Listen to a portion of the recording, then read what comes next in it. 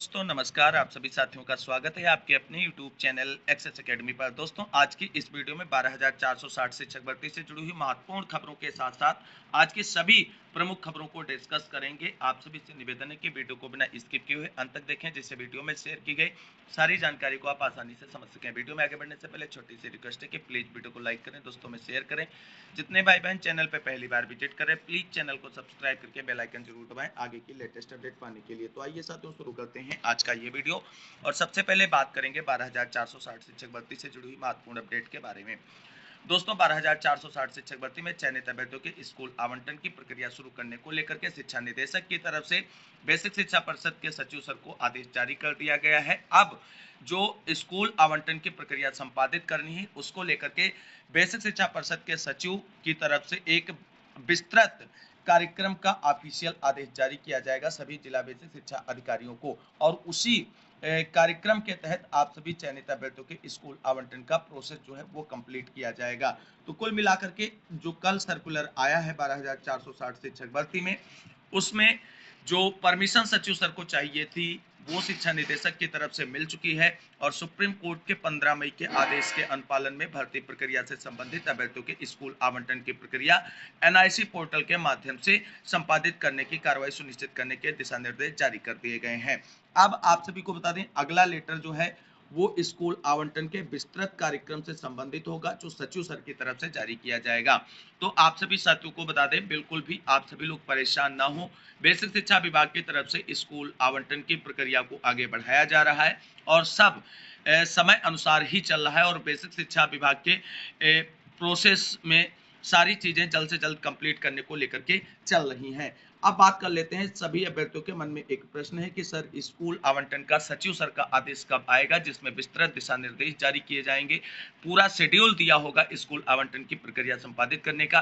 तो आप सभी साथियों को बता दें जैसे ही उसके बारे में ऑफिशियल अपडेट आएगी वो आप सभी को डिस्कस करेंगे। और ये मानकर चलिए कि इसी सप्ताह में आप सभी के स्कूल आवंटन का आदेश आप सभी के सामने होगा और आप सभी लोग अपनी स्कूल आवंटन की तैयारियों में लग जाए। जो डॉक्यूमेंटेशन में प्रॉब्लम्स है उनको सॉर्ट आउट कराइए और बिल्कुल बैग पैक करके रखिए अपने चयनित जिले में पहुंचने के लिए।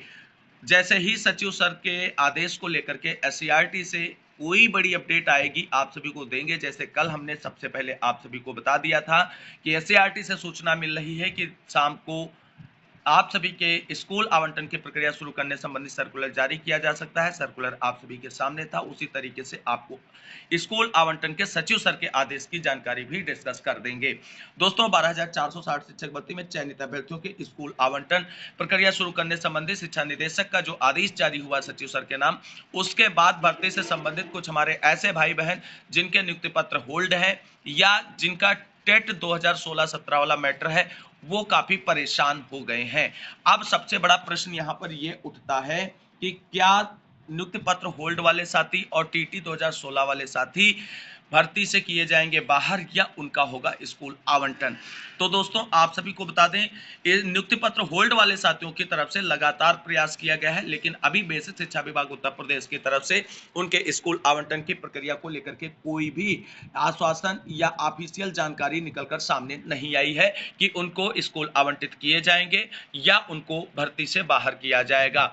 वहीं टीटी 2016-17 वाले अभ्यर्थियों को लेकर के भी ऐसी ही स्थितियां बनी हुई हैं, लेकिन बिल्कुल क्लियर कोई आदेश नहीं है कि इनको भर्ती में रखा जाएगा या बाहर किया जाएगा।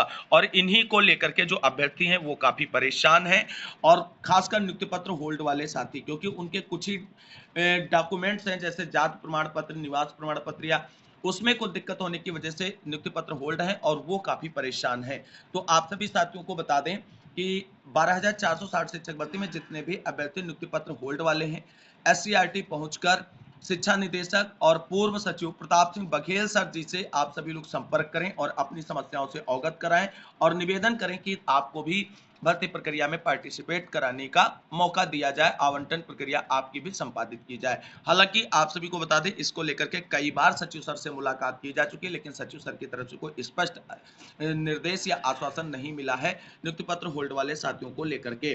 कुल मिलाकर के आज भी कुछ नियुक्ति पत्र होल्ड वाले साथी एससीईआरटी पर मिलने जा रहे हैं। आप सभी को बता दें इसमें सचिव जो आपके पूर्व में थे प्रताप सिंह बघेल सर, उनका बहुत इंपॉर्टेंट रोल है इस भर्ती प्रक्रिया को कंप्लीट करने में। तो आप सभी लोग अपनी समस्याओं से उन्हें अवगत कराइए और उन्हीं के दिशा निर्देशानुसार सचिव सर जो है आप सभी की समस्याओं को सॉर्ट आउट कर सकते हैं। वहीं आप सभी को बता दें नियुक्ति पत्र होल्ड और टीटी 2016 की मार्कशीट पर नौकरी पाने वाले अभ्यर्थियों को बाहर करने को लेकर के प्रयास तेज कर दिए गए हैं कल सर्कुलर आने के बाद में। दोस्तों ये बात आप सभी को बता दें, जो कुछ ही पॉइंट से जिनका चयन रुका है और जो थर्ड काउंसलिंग के लिए प्रयास कर रहे हैं उनकी तरफ से ऐसे प्रयास कल सर्कुलर आने के बाद शुरू कर दिए गए हैं और उनकी तरफ से भी आज बेसिक शिक्षा विभाग के अधिकारियों को ज्ञापन सौंपकर नियुक्ति पत्र होल्ड वाले साथी और टीटी 2016 की मार्कशीट यानी जिसका रिजल्ट 17 में आया है उसके आधार पर नियुक्ति पत्र पाने वाले अभ्यर्थियों को भर्ती प्रक्रिया से बाहर करते हुए रिक्त पदों को थर्ड काउंसलिंग में जोड़े जाने के लेकर के प्रयास तेज कर दिया गया है। तो दोस्तों अब इसमें बेसिक शिक्षा विभाग का जो आदेश होगा वो सर्वमान्य होगा। अब देखना यह है कि बेसिक शिक्षा विभाग की तरफ से क्या नियुक्ति पत्र होल्ड वाले साथी और टीटी 2016 वाले साथियों को स्कूल आवंटन की प्रक्रिया में पार्टिसिपेट कराया जाएगा या उन्हें बाहर का रास्ता दिखाते हुए उनकी सीटों को वैकेंट मानते हुए थर्ड काउंसलिंग में ऐड किया जाएगा। ये सारी चीजें क्लियर हो पाएंगी तभी जब स्कूल आवंटन की विस्तृत गाइडलाइन आएगी और पूरा शेड्यूल जब आएगा उसमें सारी चीजें मेंशन होकर के आएंगी, पूरी चीजें क्लियर हो जाएंगी। फिलहाल आप सभी को बता दें नियुक्ति पत्र होल्ड वाले साथी शांतिपूर्वक घरों में न बैठें। अगर 12,460 शिक्षक भर्ती में नौकरी चाहिए तो आप अपना कंफर्मेशन कराने के लिए बेसिक शिक्षा विभाग के अधिकारियों से संपर्क त्वरित रूप से कर लें, खासकर स्कूल आवंटन का सचिव सर का विस्तृत शासनादेश आने से पहले, अन्यथा चीजें आप सभी के अगेंस्ट भी हो सकते हैं जिस तरीके से अपोजिट लोग लगे हुए हैं आप सभी की नौकरी को रोकने के लिए।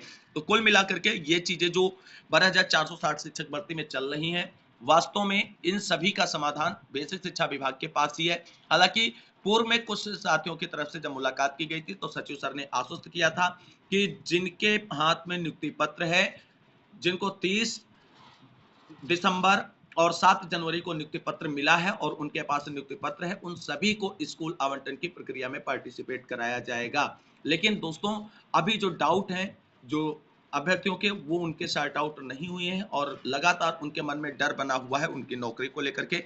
तो इसीलिए आप सभी लोग सजग हैं, अपनी नौकरी सुरक्षित करना चाहते हैं तो इधर उधर की बातों में पड़ने के बजाय सीधे एससीईआरटी के अधिकारियों से मुलाकात कर अपनी समस्याओं को निस्तारित कराएं।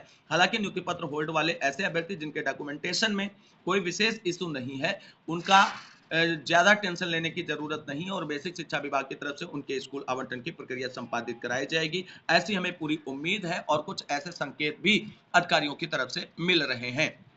दोस्तों 12,460 शिक्षक भर्ती के बाद बात करेंगे 72,825 शिक्षक भर्ती से जुड़ी हुई महत्वपूर्ण अपडेट जिसमें सचिव सर का आदेश हुआ है जारी। क्या है खबर, नजर डालते हैं। तो दोस्तों यहाँ पर आप सभी लोग देख सकते हैं कि 72,825 शिक्षक भर्ती में 15 जिलों की फीस वापसी अटकी। बेसिक शिक्षा परिषद के सचिव ने दिया आखिरी मौका। दिसंबर 2012 के विज्ञापन पर मिली थी 2.90 अरब फीस।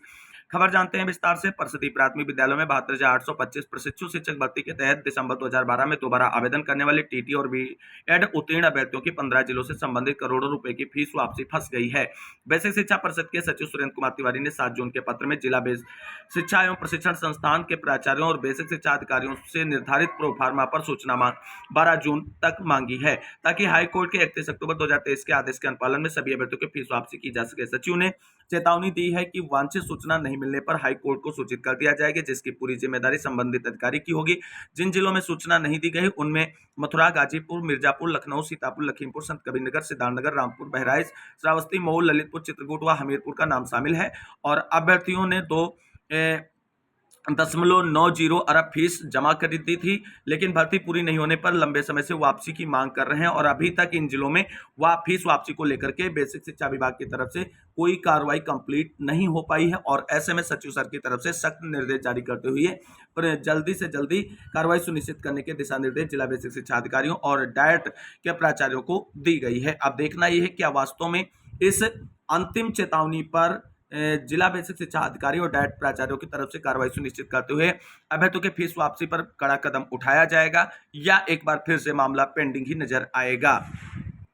अब बात करेंगे दोस्तों शिक्षा सेवा चयन आयोग से जुड़ी महत्वपूर्ण अपडेट के बारे में। दोस्तों जैसा कि आप सभी लोग जानते हैं, उत्तर प्रदेश में जितनी भी शिक्षक भर्तियां आयोजित होंगी सभी के लिए शिक्षा सेवा चयन आयोग जिम्मेदार है। और हालांकि अभी तक शिक्षा सेवा चयन आयोग अपने कंप्लीट फॉर्म में नहीं है, इसलिए जितनी भी भर्तियां पेंडिंग है उनकी भी परीक्षाएं पेंडिंग चल रही है और नई भर्तियों को लेकर के भी कार्रवाई आगे सुनिश्चित नहीं हो पाई है। अब अच्छी खबर निकलकर सामने आ रही है कि शिक्षा सेवा चयन आयोग को जल्द मिलेंगे स्थायी अध्यक्ष। उत्तर प्रदेश शिक्षा सेवा चयन आयोग को जल्द स्थायी अध्यक्ष और स्थायी सचिव मिलेंगे। लोकसभा चुनाव की आचार संहिता लागू होने के कारण इन पदों पर स्थायी नियुक्तियां अटकी हुई थी। आचार संहिता समाप्त हो चुकी है, ऐसे में शासन स्तर से इसी माह स्थायी अध्यक्ष एवं स्थायी सचिव की नियुक्ति किए जाने की उम्मीद है। उत्तर प्रदेश माध्यमिक शिक्षा सेवा चयन बोर्ड और उत्तर प्रदेश उच्चतर शिक्षा सेवा आयोग को उत्तर प्रदेश शिक्षा सेवा चयन आयोग में समाहित किए जाने की प्रक्रिया पूरी की जा चुकी है। नए आयोग के गठन के बाद सभी 12 सदस्यों की नियुक्तियां भी हो चुकी हैं। सदस्यों की नियुक्तियां होने के बाद लोकसभा चुनाव की आचार संहिता लागू हो गई, जिसकी वजह से स्थायी अध्यक्ष, स्थायी सचिव और स्थायी उप सचिवों की नियुक्तियां फंस गई थी। आचार संहिता समाप्त होने के बाद उच्च शिक्षा विभाग की ओर से 4 उप सचिवों की स्थायी नियुक्ति के लिए ज्ञापन जारी किया जा चुका है। आयोग को जुलाई के पहले सप्ताह तक 4 नए उप सचिव मिलने की उम्मीद है। वहीं आचार संहिता के दौरान शासन ने कार्यवाहक अध्यक्ष और सचिव की नियुक्ति कर दी थी ताकि आयोग के कार्य में बाधा ना आए। और अब जो है स्थायी अध्यक्ष और स्थायी सचिव जो है शिक्षा सेवा चयन आयोग को मिलने जा रहे हैं और स्थायी अध्यक्ष मिलने के बाद उम्मीद करेंगे कि पेंडिंग जो भर्ती परीक्षाएं हैं जैसे टीजीटी, पीजीटी और असिस्टेंट प्रोफेसर, उनका संपादन सबसे पहले शिक्षा सेवा चयन आयोग की तरफ से होगा और उसके बाद नई शिक्षक भर्ती के विज्ञापन पर भी विचार विमर्श किया जाएगा शिक्षा सेवा चयन आयोग की ओर से। तो यह शिक्षा सेवा चयन आयोग से जुड़ी हुई बड़ी अपडेट के बाद मूव करते हैं अगली प्रमुख खबर की ओर। अब बात कर लेते हैं दोस्तों बेसिक के विद्यालयों में शिक्षकों के स्थानांतरण को लेकर के सचिव आदेश से जुड़ी हुई बड़ी अपडेट के बारे में। तो दोस्तों जैसा कि आप सभी लोगों ने देखा कि कल देर शाम को सचिव सर की तरफ से बेसिक के विद्यालयों में स्थानांतरण को लेकर के शासनादेश और विस्तृत कार्यक्रम जारी कर दिया गया है और अब उसके बाद स्थानांतरण की प्रक्रिया जल्द से जल्द संपन्न होगी। देख सकते हैं 2000 परिषदीय शिक्षकों के तबादले का रास्ता हुआ साफ। बेसिक शिक्षा परिषद के सचिव ने जारी किया आदेश, अंतरजनपदीय ट्रांसफर 1 साल बाद हो सकेगा। प्रदेश के 2000 से अधिक परिषदीय शिक्षकों के अंतरजनपदीय पारस्परिक स्थानांतरण का रास्ता साफ हो गया। 1 साल तक कानूनी लड़ाई लड़ने के बाद इन शिक्षकों की घर वापसी होगी। बेसिक शिक्षा परिषद के सचिव सुरेंद्र कुमार तिवारी ने मंगलवार को सभी बेसिक शिक्षा अधिकारियों को इस संबंध में आदेश जारी किया है। जो शिक्षक पूर्व में तबादले का लाभ ले चुके थे उनके लिए वेबसाइट बुधवार को फिर से रीसेट की जाएगी। रीसेट आवेदन पत्रों को 20 से 13 व 14 जून को सत्यापित करेंगे। इसके बाद ये शिक्षक 15 से 18 जून तक दूसरे जिले के शिक्षक से जोड़ा बनाएंगे। अंतरजनपदीय सामान्य और पारस्परिक तबादले के लिए 2 जून 2023 को शासनादेश जारी हुआ था। सामान्य तबादला तो मात्र 23 दिन में पूरा हो गया, लेकिन पारस्परिक तबादले को लेकर विवाद पैदा हो गया। कुछ ऐसे शिक्षकों ने आवेदन कर दिया था जो पूर्व में अंतरजनपदीय स्थानांतरण का लाभ ले चुके थे। मामला हाईकोर्ट पहुंचा। हाईकोर्ट ने इन शिक्षकों को भी स्थानांतरण का लाभ देने का आदेश दिया था। उसके बाद अब जो है बेसिक शिक्षा विभाग उत्तर प्रदेश की तरफ से इन सभी के पारस्परिक स्थानांतरण को लेकर के विस्तृत शेड्यूल जारी कर दिया गया है और इसी ग्रीष्मोवकाश में ये प्रक्रिया संपादित कर ली जाएगी। और आप सभी लोगों ने देखा है कि लोकसभा चुनाव के बाद एक्शन मोड में आए माननीय मुख्यमंत्री योगी आदित्यनाथ जी की तरफ से भी स्थानांतरण प्रक्रिया जो है सभी विभागों में वो 30 जून तक हर हाल में संपादित करने के स्पष्ट और सख्त दिशा निर्देश अधिकारियों को जारी किए जा चुके हैं। ऐसे में अब ये स्थानांतरण प्रक्रिया जल्द से जल्द पूरी होती नजर आएगी। दोस्तों बात कर लेते हैं बिहार शिक्षक भर्ती परीक्षा में बीपीएससी टीआरई 3.0 के एग्जाम को लेकर के बड़ी महत्वपूर्ण अपडेट निकलकर सामने आ रही है। उससे जुड़ी हुई बड़ी अपडेट के बारे में। अध्यापक नियुक्ति परीक्षा 19 से 22 जुलाई तक हो सकती है संभावित। बिहार लोक सेवा आयोग यानी बीपीएससी ने मंगलवार को तृतीय चरण की अध्यापक नियुक्ति परीक्षा की संशोधित संभावित तिथि जारी कर दी है। परीक्षा नियंत्रक ने बताया कि उच्च न्यायालय के आदेश के आलोक में 4 से 10 जून तक अतिथि शिक्षकों से ऑनलाइन आवेदन स्वीकार किए गए हैं। पूर्व से निर्धारित परीक्षा तिथि में संशोधन किया गया है। अब परीक्षा जिला मुख्यालयों में 19 से 22 जुलाई तक संभावित है। अपर सचिव सह परीक्षा नियंत्रक ने बताया कि प्रधानाध्यापक की परीक्षा 23 जून को निर्धारित की गई थी। इसी दिन बीसीईसीबी की परीक्षा होनी है। एक जिले में 2 परीक्षाओं के आयोजन कराने में व्यवहारिक कठिनाइयां हो रही, इस कारण अब प्रधानाध्यापक की परीक्षा 28 जून को निर्धारित की गई है।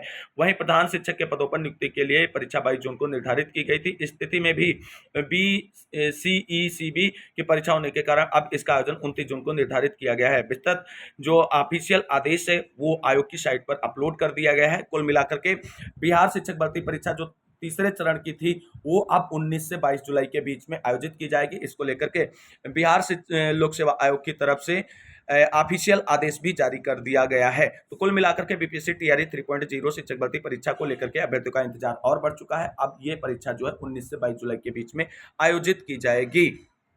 दोस्तों बात कर लेते हैं नीट एग्जाम से जुड़ी हुई आज की बड़ी अपडेट के बारे में। दोस्तों जिस तरीके से नीट यूजी 2024 का एग्जाम कंडक्ट कराया गया और उसमें बड़े स्तर पर धांधली देखने को मिली थी, उसके बाद एग्जाम रद्द कराने को लेकर के अभ्यर्थियों की तरफ से लगातार देश के सभी भागों में धरना प्रदर्शन देखने को मिल रहा था और मामला सुप्रीम कोर्ट में भी गया था।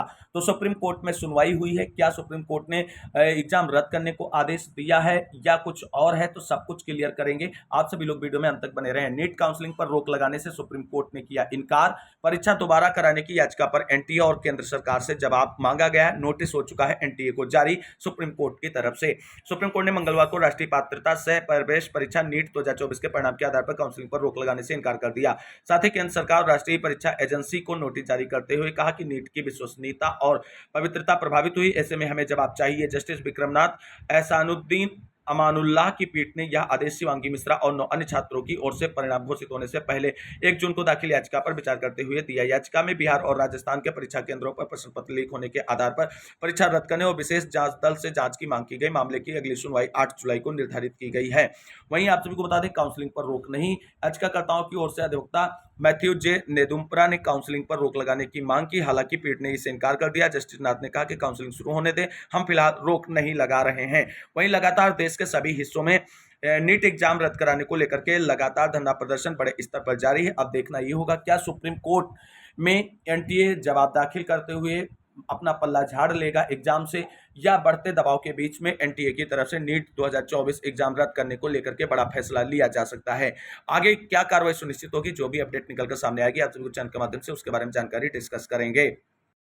तो दोस्तों, ये था आज का वीडियो जिसके अंतर्गत हमने 12,460 शिक्षक भर्ती से जुड़ी हुई महत्वपूर्ण अपडेट के साथ साथ 72,825 शिक्षक भर्ती और आज की सभी महत्वपूर्ण खबरों को इंक्लूड किया था, जो आप सभी लोगों के लिए बहुत ही महत्वपूर्ण थी। उम्मीद करते हैं आप सभी को वीडियो अच्छा लगा होगा। अगर वीडियो अच्छा लगा है तो लाइक करें, दोस्तों में शेयर करें और चैनल को सब्सक्राइब कर लें आगे की लेटेस्ट अपडेट पाने के लिए। इस वीडियो को अंत तक देखने के लिए सभी साथियों को तहे दिल से शुक्रिया, बहुत बहुत धन्यवाद। मिलते हैं अगली वीडियो में, तब तक के लिए सभी साथियों को जय हिंद, जय भारत, वंदे मातरम।